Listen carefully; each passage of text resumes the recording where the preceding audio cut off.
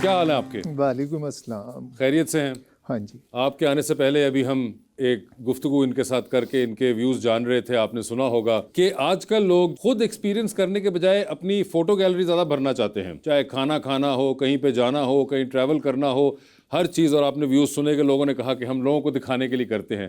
آپ کا اس کے بارے میں کیا ٹیک ہے؟ جب تک ہم لوگوں کو دکھانے کے لیے کرتے ہیں تو لوگ دیکھتے ہی ہیں, اور جب ہم سچ مچ دل سے کرتے ہیں تو لوگ دل سے سنتے ہیں. اس سچی بات کی قدر زیادہ ہوتی ہے. آپ تو اتنے ٹیلنٹڈ ہیں واسم, زندگی کے بہت سارے مراحل سے آپ بھی گزر کے یہاں تک پہنچے ہیں. آپ کو میرے سے زیادہ پتہ ہے. ایک دفعہ سچی بات کسی دل تک چلی جائے تو وہ دل جیت لیتی ہے. جب تک ہم ٹرائی کر رہے ہوتے ہیں نا کسی کو جیتنے کی, تب تک اگلے بھی ٹرائی کر رہے ہوتے ہیں ہم تک پہنچنے کی.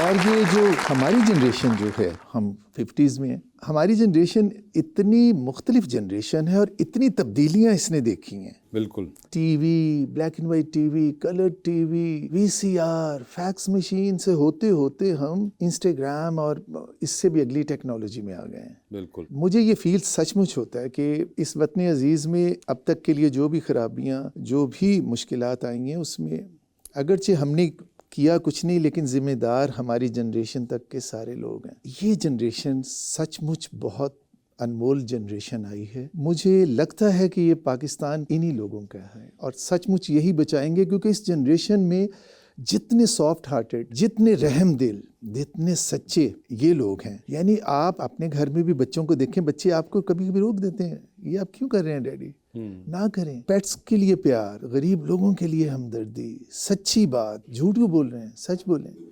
آپ کسی کے کپڑوں کا مذاق کیوں اڑا رہے ہیں. بہت ہی اچھی جنریشن ہمارے حصے میں آئی ہے. اس لیے وہ جو نا امیدیاں ہوتی جا رہی تھیں پولیٹیشنز کو لے کے اور باقی چیزوں کو لے کے, اب لگتا ہے ہمارے ملک کا مستقبل بڑا اچھا ہوگا.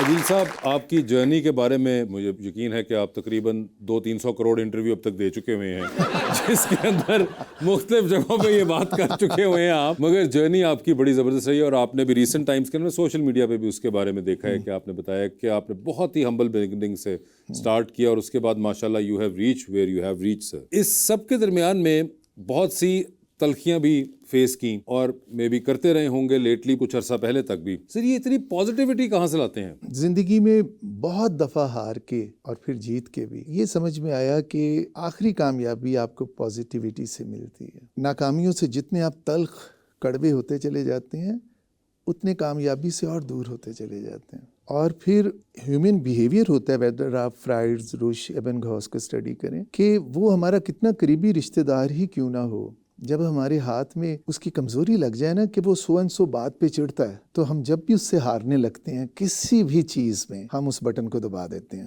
جانے انجانے میں اسے اذیت دینے کے لیے. ٹھنڈے مزاج سے, پازیٹیوٹی سے سچ مچ آپ ہار کے بھی جیت جاتے ہیں. یہ آپ نے بھی ایک جگہ ڈائلاگ لکھا ہوا ہے, ہمیں ہرانے والے جو ہیں ان کی سب سے بڑی خوشی ہمارے لٹکے ہوئے چہرے کی ہوتی ہے. جب وہ ہمیں ہارا ہوا دیکھتے ہیں, جتنا مایوس دیکھتے ہیں وہ اتنے خوش ہوتے ہیں, لیکن ہم ہار کے بھی اگر کھلی اسمائل دے رہے ہیں تو ان کی فتح بھی شکست بن جاتی ہے.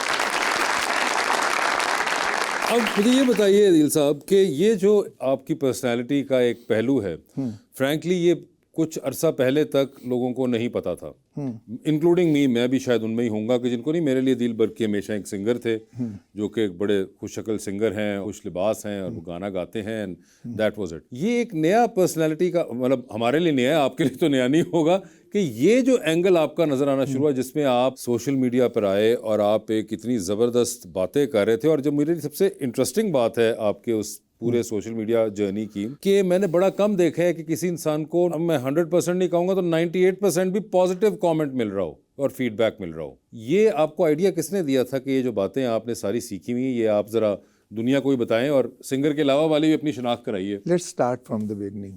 فیملی میں دور دور تک کوئی سنگر نہیں تھا, نہ ہے. بالکل. ایون میں نے اپنے بچوں کو بھی بنانا چاہا تو نہیں ہے. سنگنگ کا ٹیلنٹ ان بورن میرے میں تھا. ایک گانا سنا, یاد کر لیا. جب اسکول کمپٹیشنز میں پرائزز آنے لگے تو اسکول نے مجھے میوزک ٹیوشن رکھوا دی کہ پرائز آنے ہیں تو میوزک سے. تو اس حوالے سے رول آف آنر 3-4 ملے. میں نے 8 دفعہ عمرے کا ٹکٹ نعت خوانی میں ون کیا ہے. میں نے لاء کیا اور اب شوق سے میری پی ایچ ڈی جاری ہے. جب میں نے لاء کیا پنجاب یونیورسٹی سے تو میری تیسری پوزیشن تھی اور میں پریزیڈنٹ تھا اپنی debating society Punjab law college university. میرے ٹیچر عمر بندیال صاحب تھے, ایس ایم ظفر صاحب کے صاحبزادے علی ظفر تھے, ان سے استفادہ میں کرتا تھا. تو جب میں نے پریکٹس شروع کی 30,000 مجھے سیلری ملتی تھی, اور صبح میں نے بوٹ پالش کر کے, صاف کپڑے پہن کے, ٹائی لگا کے, پیٹرول ڈلوا کے جانا, اور اتنی محنت سے کے بعد رات کو آنا. تو 30,000 میں سے پیٹرول اور یہ نکال کے بچتا ہی کچھ نہیں تھا. انہی دنوں میں میرا میوزک شروع ہوا, یعنی میں نے 1-2 پرائیویٹ ڈو میں گایا اور پھر وہ سلسلہ چل نکلا. اور حصے میں یہ بڑی کامیابی آئی کہ جہاں ایک دفعہ شو کیا وہاں پہ 3, 4, 5 شوز نکلے, اور ایک سرٹن کلاس جو تھی وہ میرے ہاتھ میں آ گئی. پھر گورنمنٹ لیول تک اور پرائم منسٹر اور پریزیڈنسی تک گیا اور سارا میں نے کیا. لیکن گانے میں ایک تو میری سیٹسفیکشن تھی اور دوسرا مین اٹریکشن پیسہ تھی. مجھے ایک شو سے جتنے پیسے ملتے تھے وہ 1 مہینے کی سیلری میں بھی نہیں ملتے تھے. اور وہ جو ڈیزائر تھیں کہ میرے بچے بھی اچھے اسکولوں میں پڑھیں, مناسب گاڑیوں میں جائیں, انہیں بھی میں اچھے کھانے کھلاؤں, اور وہ کمپلیکسز جو اب دیکھیں میں زندگی میں رویا کبھی نہیں اور اب میری آنکھیں بھرنے لگی ہیں. نہیں مگر بالکل یہ آپ نے بالکل صحیح کہا کہ وہ کمپلیکسز جو آپ کے امیر رشتہ دار یا امیر جان پہچان کے دوست آپ کو لکس سے دیتے ہیں, منہ سے نہ کہہ کے بھی, وہ آپ کو کھا جاتے ہیں. بالکل آپ اپنے سورس کے مطابق کتنی بھی تیاری میں گئے ہوں, جب وہ یوں کر کے آپ سے بات کرتے ہیں نا تو آپ کو مار دیتے ہیں. تو میرے والدین نے اپنی حیثیت سے اچھے اسکولوں میں مجھے پڑھایا, یہ سوچ کے کہ شاید جو انہوں نے پرابلم دیکھی ہیں وہ میں نہیں دیکھوں گا, لیکن وہ پرابلم اور تھیں. ان اسکولوں تک پہنچنا, چلیں وہ کیسے تیسے باٹا سروس تک تو لے ہی آئے تھے مجھے, لیکن یہ تو ویٹونو کی باتیں ہو رہی تھیں اور بیساچی کی باتیں ہو رہی تھیں اور لورا پینڈا کی باتیں ہو رہی تھیں. وہاں ہمارے باٹا سروس کون دیکھتا تھا؟ سچ مچ ایسا ہی تھا کہ انارکلی سے گزرتے ہوئے مجھے کوئی کپڑے نظر آتے تھے تو مجھے خیال آتا تھا کہ سو اینڈ سو امیر زادے نے یہ پہنے ہوئے تھے, تو میں وہ لے لیتا تھا. لیکن یقین کسی کو نہیں آتا تھا, بھلے میں سچا بھی برانڈ پہن لوں تو وہ ایسی بات ہی کرتے تھے کہ انکل ٹام نے بھیجا اسے, فلاں نے بھیجا فلاں. پر میں یہ سمجھتا ہوں, آپ کو میں کہوں گا بچوں کہ یہ تو چلتی ہے تمہیں اونچا اڑانے کے لیے. اس طرح کے مذاق سے ہمت نہ ہارا کریں. اس دن اکیلے میں رونے پہ دل چاہے گا, رو لیجئے گا. وہ سویرا ایک نئی اینٹ لگا دے گا آپ کی کامیابی میں. یہ جتنا لوگ آپ کو بلی کرتے ہیں, جتنا آپ سے مذاق کرتے ہیں, اسپیشلی ان چیزوں کے لیے جن پر آپ کا کنٹرول نہیں ہے, تو اس میں ہمت نہ ہارا کریں, کیونکہ جس نے یہ دنیا بنائی ہے اس نے آپ کو ایک موقع تو دینا ہے. اسے اویل آپ نے کر لیا تو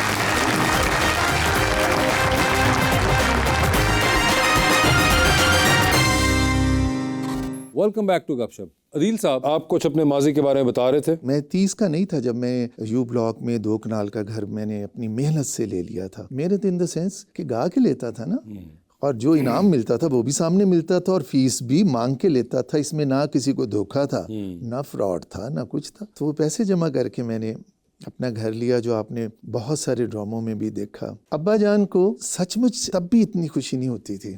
وہ مجھے کہتے تھے یار کچھ اور کر, یار کچھ اور کر, ایک گانا کی ہویا. تو میں انہیں کہتا تھا کہ آپ نے اتنی کتابیں لکھی ہیں ابا, امی نے ساری زندگی پڑھایا ہے, تو میکسیمم ہماری روز کی ٹریٹ رات کو کھچڑی اور دہی ہوتی تھی. تو میں نے کہا کہ اب ہم بڑے گھر میں بھی ہیں اور لوگ عزت بھی کرتے ہیں, کہ میرا دل کرتا ہے تو پڑھائی سے اپنا نام کر, اس طرح نہ کر. خیر وہ کامیابیوں کے سفر چلتے رہے. ایجوکیشن کیونکہ فیملی کے اندر تھی اور میرے ساتھ ہی وہ ٹریول بھی کر رہی تھی. تھینک یو سو مچ اس جنریشن کا جنہوں نے مجھے انسٹا پہ اتنا ایک دم سے پیار دیا.